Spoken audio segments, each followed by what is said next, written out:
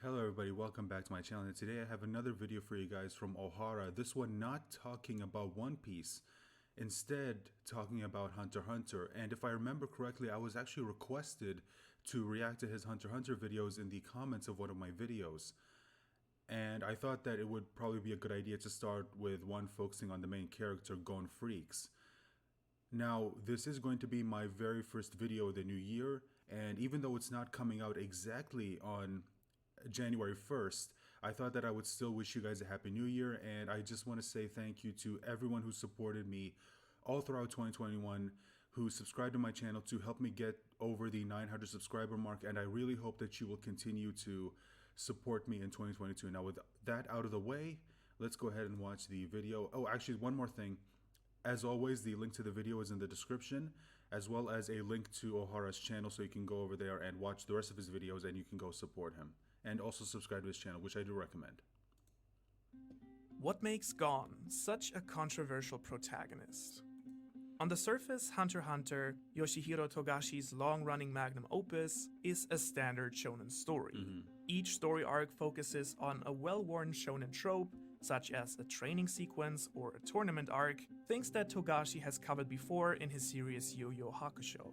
But Which where is Hunter x Hunter fantastic, by the way. fundamentally If you have not watched and or read Yu Yu Hakusho, I highly recommend you do. Okay, it is a fantastic series.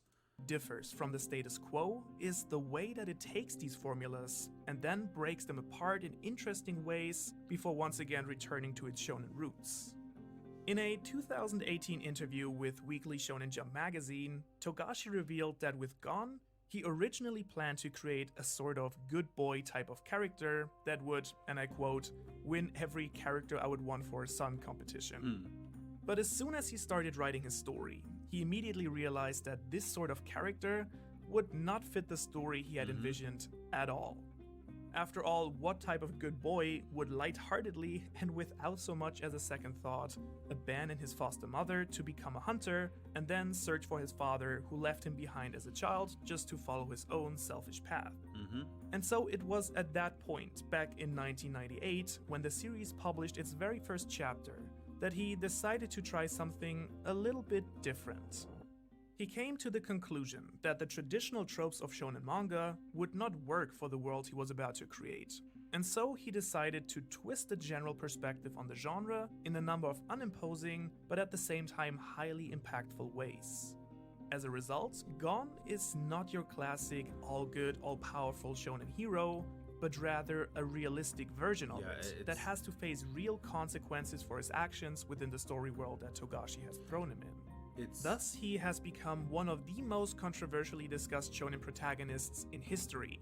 And see, that's exactly it, and I think that's why the character of Gon stands out to a lot of people, is that he's not, the typical shonen protagonist that you're so used to seeing. And the thing that people have gotten so used to seeing when it comes to shonen is that you've got these characters who, the main character who's, typically young, they go into this world and all of a sudden they feel like it all of a sudden feels like everything revolves around them. But Hunter x Hunter doesn't do that. Like, Togashi didn't do that with Hunter x Hunter. He made it feel like this world could easily go on even without, the character of Gon. And that's why in the current arc of the manga, oh, by the way, this video is going to contain spoilers for Hunter x Hunter, and including beyond the anime. So if you're an anime-only watcher, then I hate to break to you, but this video is probably going to contain spoilers for the manga as well. That's why in the manga now, even though Gon and Killua actually are nowhere to be found, they're off doing their own thing, the story is now focusing on other characters, and it doesn't feel like it's, odd. When it comes to other shonen series, like let's say Dragon Ball, Bleach, One Piece, what else? My Hero, whenever it doesn't focus on the main character, it feels a little bit off. But with Hunter x Hunter, it never once felt that way. Like, yeah, you could say that people would like to see him again, but it's not like the world doesn't feel like it's, wrong for not having the main character there. You know what I mean? It's like the Togashi built this world, like I said, to be one that can still keep going even if Gon isn't there. Like, it doesn't revolve around him. And I think that's why Hunter x Hunter stands out to a lot of people as being completely different from the typical shonen that we're so used to seeing.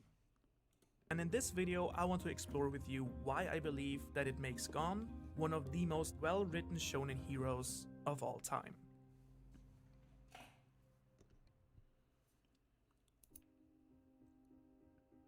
Before we can dissect how Togashi has designed Gon as a character and what makes his take on the trope of shonen protagonists so unique, we first have to understand the general theme of Hunter x Hunter as a series overall.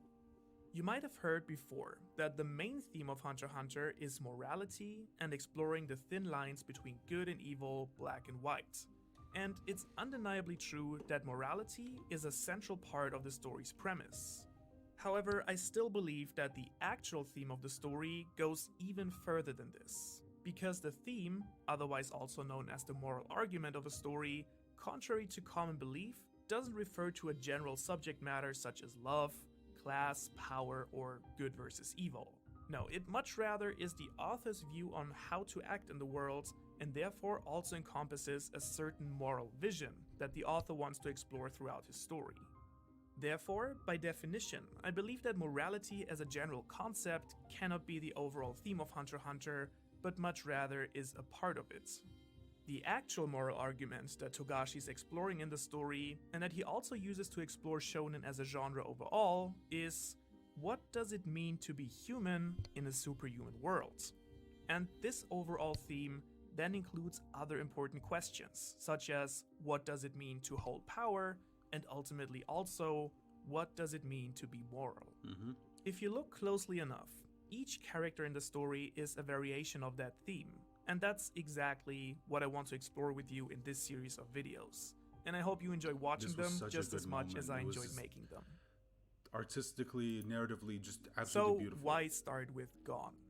Well, Gon is of course the protagonist of the story. However, Hunter x Hunter takes a slightly different conceptual approach to their character web than other typical shonen do.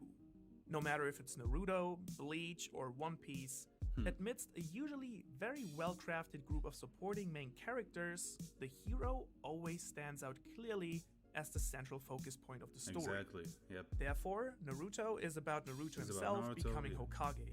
Bleach is about Ichigo following his destiny as a Shinigami and exploring the supernatural world, and One Piece is of course about Luffy striving to find the One Piece and becoming king of the pirates. But what about Hunter x Hunter? While Gon does have a central desire within his ambition to find his father Jing that is driving the story forward, it is neither particularly intense nor is it very urgent. The story has no overarching big evil to defeat, no central and important object to be acquired, and no final destination to be reached. Rather than following a straight line towards a major goal, Gon and his friends follow a meandering path without apparent direction. They cover a great deal of territory in a haphazard way and encounter a variety of characters from different levels of society. At the same time, and in close relation to this, in Hunter x Hunter, the lines between protagonist and ally become very, very thin. So thin even, that it's fair to say that the story has not one, but two protagonists, Gon and Killua, with Gon being only a tad more important. This trope of the buddy story is quite commonly found in Hollywood movies, from stories like The Lord of the Rings, also, Lord of the Rings, over 21 Jump Street, all the way to pretty much any love story out there being a typical example of this. But it is very, very rare in shonen anime and manga. In a buddy story, in essence, the hero is split into two parts, with one being a bit more relevant than the other, and both main characters having two different backgrounds, two different approaches to life, and two different sets of values and talents. As a result, the whole becomes greater than the sum of its parts, and that's exactly what makes the combination Gon and Killua such a strong leading duo. These two protagonists are allies throughout the course of the series. If you think about it, I think that's why if you're to ask a lot of people, you know, where Hunter x Hunter is now currently in the manga, I think that they'll tell you that even though, like, if you were to ask people, would you like Gon to come back in the series, they'll tell you yes, but I'm willing to bet a lot of them will also say that they want Killua to come back. You know, they want both of them together. They don't really want one without the other. Even though I personally think that, you know, Togashi could easily write a story where you've got Killua as the main character and same thing with Gon, just an arc focusing on either of them without the other. I think a lot of people would much rather have them back together in the story and, going on whatever journey Togashi has planned for them, whatever story he has written, because it just, it feels right. Like that's why I think that for a lot of people, one of the reasons why they enjoyed the story up until the point where it moved away from them is because you had the dynamic between the two. They play off each other so well.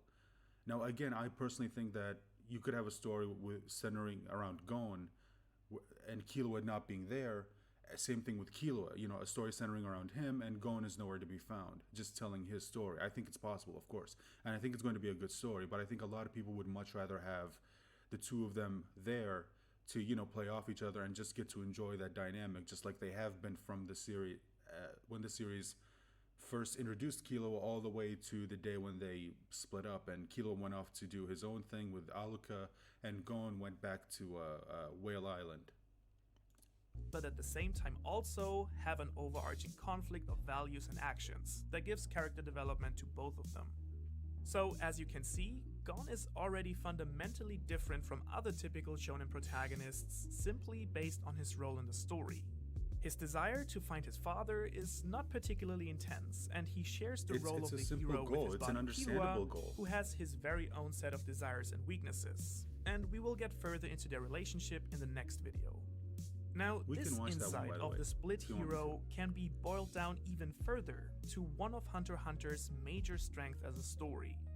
While many writers believe that all you need is a well-written hero that is the only person that really matters, Hunter x Hunter doesn't live from any individual character, but rather from an intricately crafted web of characters that interact with each other. As a result, the main group of protagonists move the plot along, but they don't carry it all by themselves. And thus, every single character that Togashi introduces helps to define those around them. So now that we've looked at the general premise for Gon's role in the story and how it differs from conventional shonen heroes, let's finally talk about his character arc. At the beginning of the story, Gon is the stereotypical shonen poster boy. Young, plucky, irrepressible, spiky hair. In the first 20 or so episodes, he's basically Son Goku without the tail. He's seemingly nothing but good-natured, and depending on your preference as a viewer, his simple and pure attitude was probably either incredibly charming or almost intolerable to watch.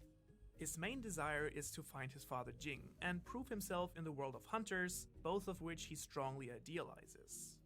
Equipped with immense talent, power, and skill, he leaves the isolated island he was raised on to take the hunter exam and follow his dreams. What Togashi basically does here is make us believe that Gon, just as so many other popular shonen characters, will grow to become a warrior of justice, fighting for what is right. He gives us the impression that in this story, it will be easy to distinguish who are the good guys and who are the baddies wearing capes, just as we've been trained to expect from so many other stories from that generation. However, it quickly becomes clear that the world of Hunter x Hunter is quite cruel and unforgiving. Actions and mistakes have real consequences here, and Togashi basically uses Gon as a sort of literary guinea pig to see what would happen to your typical shonen hero if you were to throw them into a realistic world. And so, slowly but steadily, as we pass from arc to arc to get to see more and more of the world and Gon's interaction with it, it becomes clearer and clearer that what now separates Gon the most from other shonen protagonists is his increasingly skewed moral compass.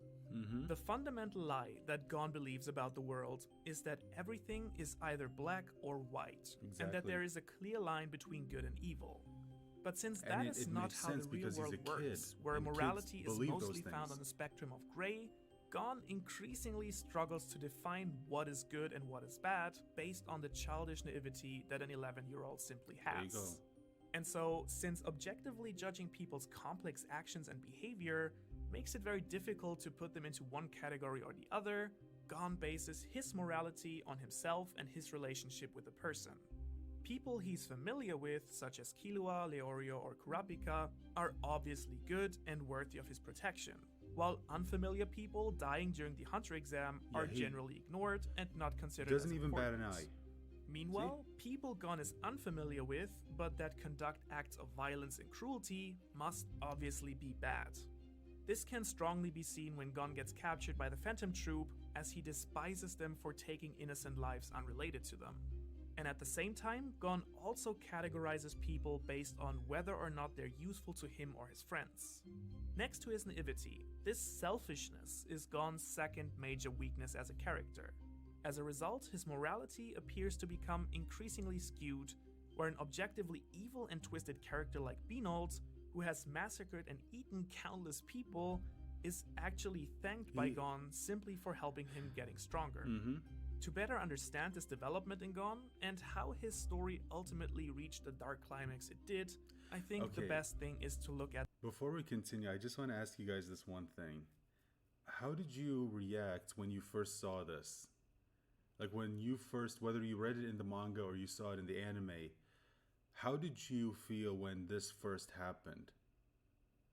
Because usually whenever shonen series do these moments, you know, where the main character all of a sudden just has this surge in power, usually it feels good and you get hyped. But when Gon did it, and I think you can credit the anime with this. I think Madhouse did a fantastic job with this. Just everything from the animation, the direction, just the music, in my opinion, was the strongest part of the scene. Everything about it told you that like this isn't a good thing.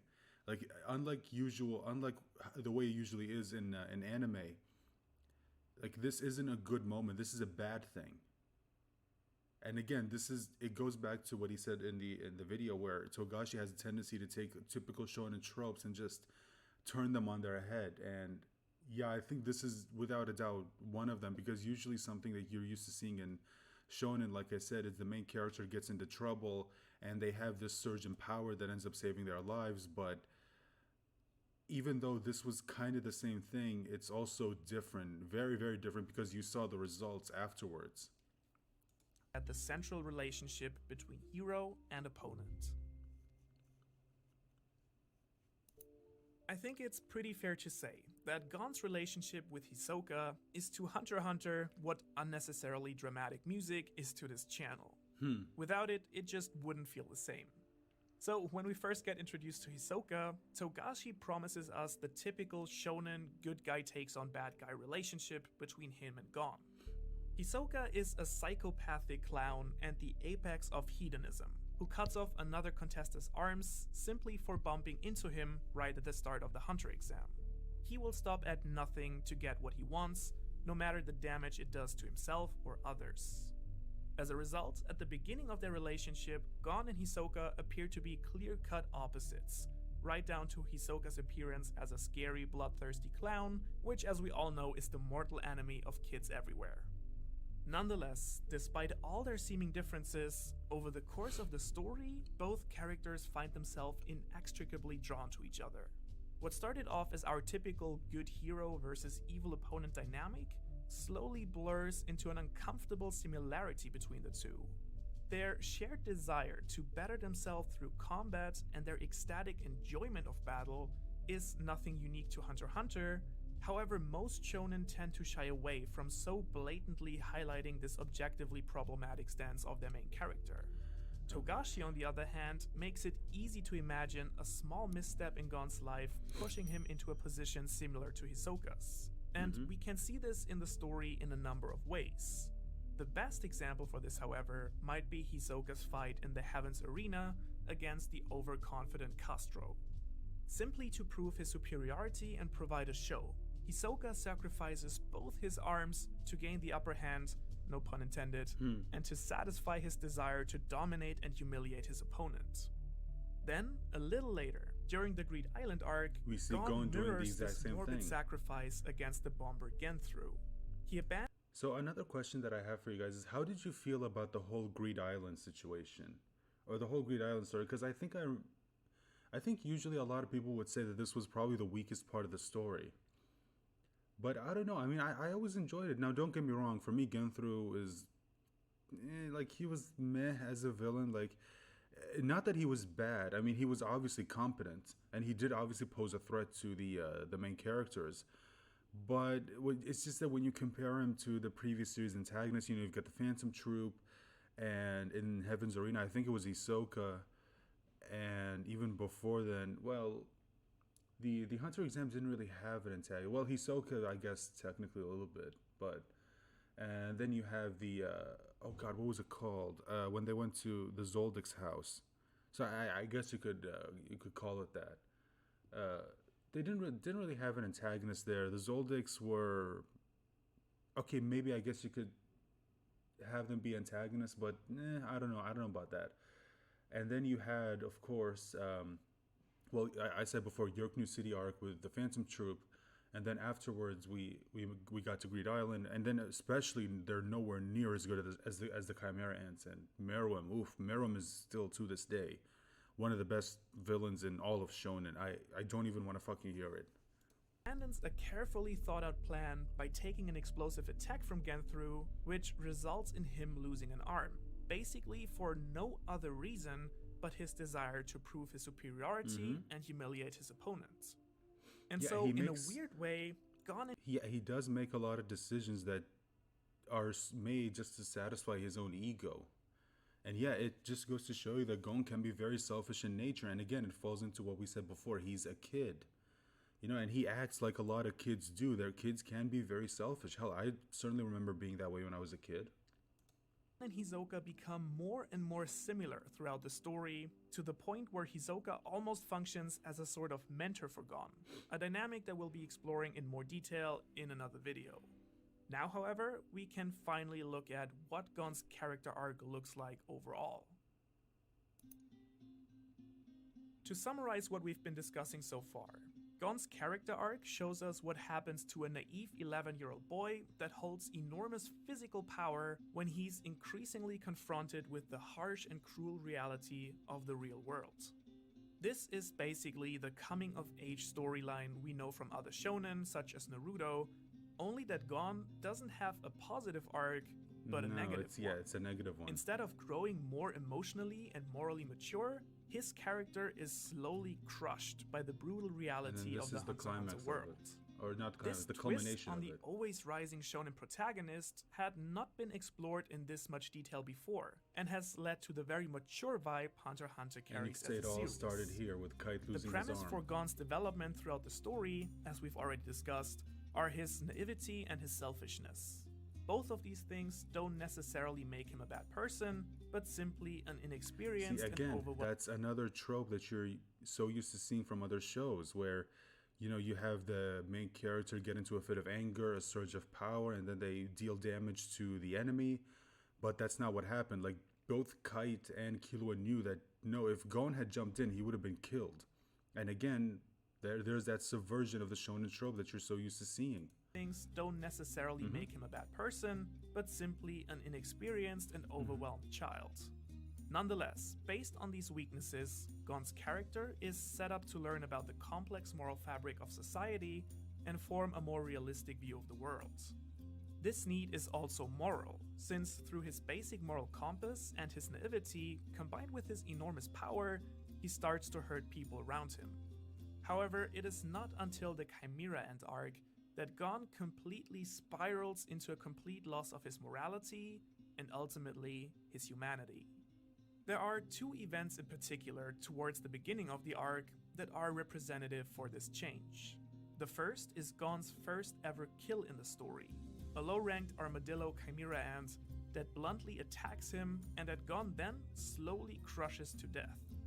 While it is definitely understandable that Gon defends himself and maybe even has to kill the Chimera Ant, the complete lack of reaction and emotional response to this act is what is truly shocking here. The pure Gon we got to know at the beginning of the story would never have been able to do such a thing, at least not without being deeply affected by it. And yet here, Gon has already been so consumed by power and violence that not only is he unshaken by his first kill, but he doesn't even give it a second thought. And even more impactful for his character is the death of his mentor Kite, who is killed by the royal guard Pitou. This first ever loss of a loved person affects Gon deeply, way more than is common for typical shonen characters. Much rather, Gon has a very realistic and human response to this event, and develops a rage and thirst for revenge against Pitou that is honestly quite unsettling to watch.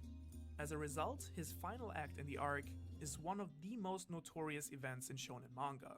He uses the heavily injured and innocent Komugi as a mere tool to blackmail Pitou, giving no second thought about the overall situation and threatening to kill her. Once he learns that Kite is beyond help, in order to satisfy his wrath against Pitou, he calls upon all of the potential energy he will ever have for a short bout of combat, where he brutally kills his opponent without a single shred of remorse. In doing so, he trades the rest of his life for one short moment of violence, as the horrified Killua is unable to do anything but watch. It's some of the most harrowing reading or watching in the genre, a perverse version of Goku's Spirit Bomb. This is Gon's moment of moral choice. Dude, this is kind of like the most heartbreaking moment in the series, where you have Gon who realizes that, okay, so I finally got, my payback against Pitou for killing someone I cared about. What now? Like, it just is this, the way it's drawn, again, just, you gotta give Madhouse credit for this, and also Togashi, of course, for writing it. But this look on his face where he realized that, okay, yeah, I killed it, but like, what now? I mean, it's not like Kite's gonna come back. Well, again, spoilers, he does come back in a way, but it didn't take away the pain.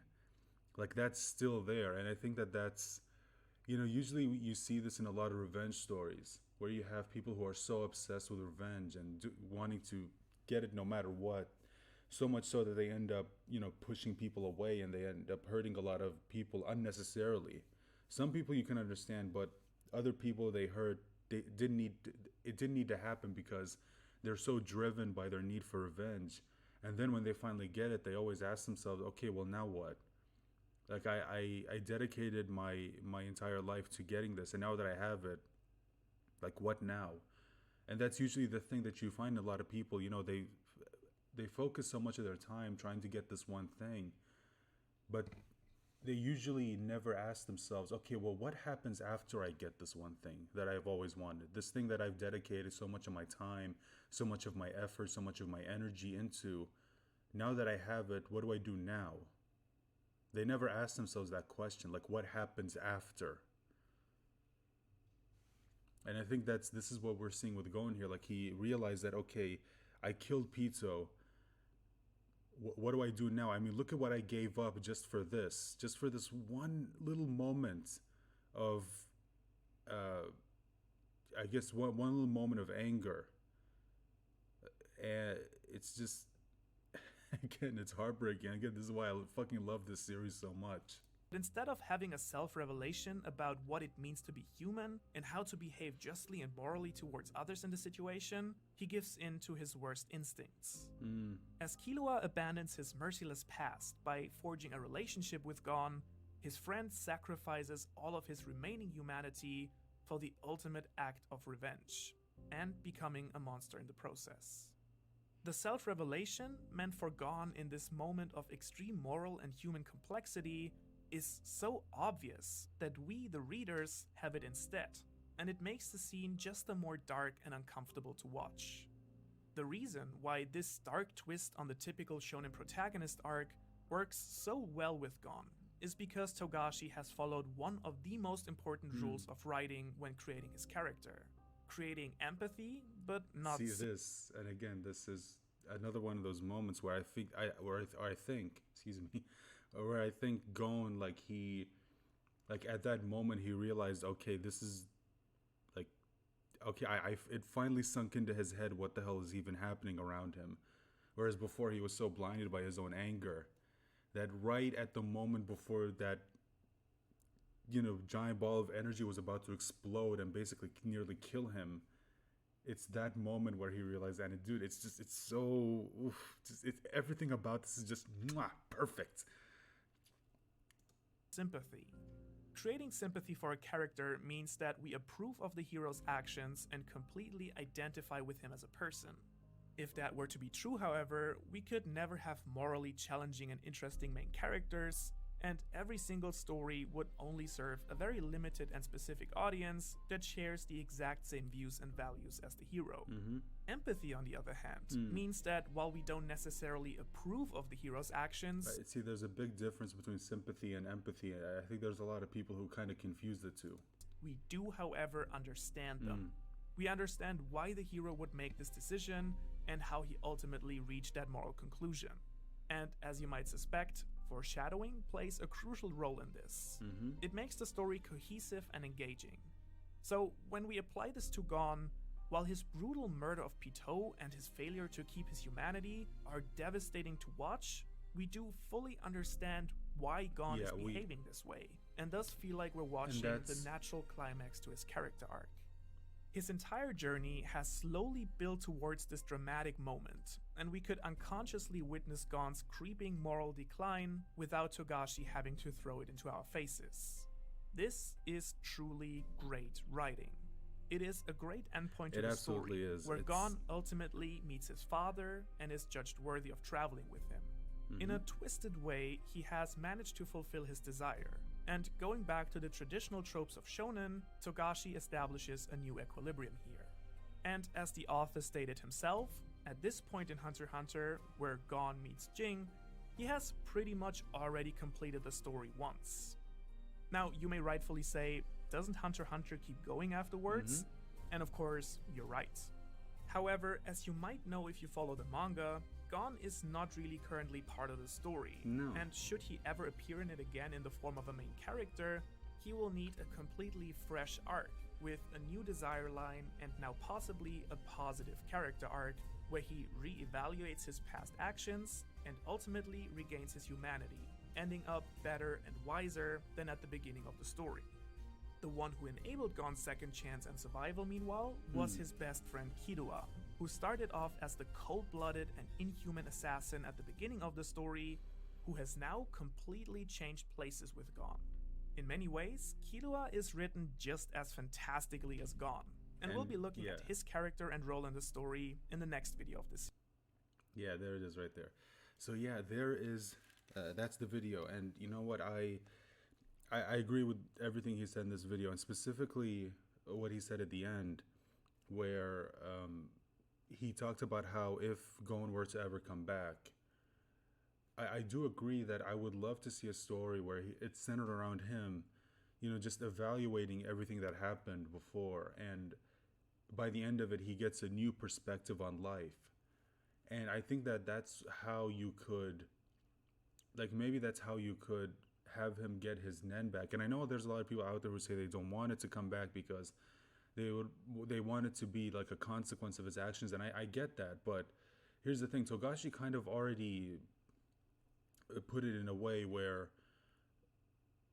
he did write in a way for him to get it back. Like, he didn't say it was gone forever. He just says, like, he basically went back to the beginning, like how he was at the beginning of the story before he had access to his Nen. And I think the reason why he did that is to give Gon like a restart, if you know what I mean. Because it's like, you know, the way he used his Nen, I think if I remember correctly, he described it as someone's Nen type is connected to their personality. You know, Gon's Nen type was Enhancer, and you know, it fit who he is, and it's what we're used to seeing with a lot of shonen protagonists, where they use their power just to beef up their own physical stats. You know, like hell, we see that with Naruto, we kind of see that with One Piece, with Luffy, and we see that a little bit with Bleach. But I think that what Togashi has here is an opportunity to have a main protagonist who ends up getting a power that matches their new sort of outlook on life. You know, again, whether or not he does this, we'll have to wait and see. But I think that, you know, people who say that Gon is like, he's never going to come back, I don't think so. I think Togashi did write in ways for Gon to come back. Like, for example, that whole thing with Gyro. I think that that is a way for Togashi to, you know, eventually bring Gon back into the story. But I think that now the story is focusing on other characters, and Gon literally has nothing to do with this. That's why he's not even there, and neither does Killua.